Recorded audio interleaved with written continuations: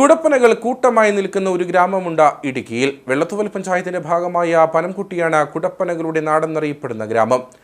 പേരുകൊണ്ട് പ്രസിദ്ധി നേടിയ പനംകുട്ടിയിലെ പ്രധാന കാഴ്ചകളും ദേശീയപാതയ്ക്ക് സമീപം മലമുകളിൽ നിൽക്കുന്ന ഈ കുടപ്പനകളാണ്. അടിമാലി കുമളി ദേശീയപാതയിൽ കല്ലാറകുട്ടിക്കും പാമ്പളയ്ക്കും മധ്യേയുള്ള കാഴ്ചയാണ് കൂട്ടമായി നിൽക്കുന്ന കുടപ്പനകൾ.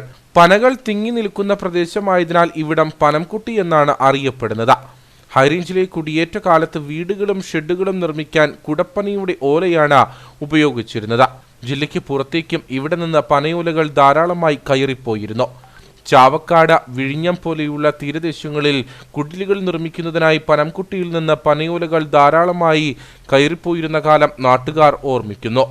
പനംകുട്ടി എന്നത് ഇടുക്കി ജില്ലയെ സംബന്ധിച്ചുള്ള ഏറ്റവും പ്രധാനപ്പെട്ട ഗ്രാമങ്ങളിൽ ഒന്ന് തന്നെയാണ്. നമുക്കറിയാം, ഈ പ്രദേശത്ത് പനകൾ കൊണ്ട് അതിസമ്പൽ സമൃദ്ധമായ ഒരു മേഖലയാണ് ഈ പനംകുട്ടി പ്രദേശം.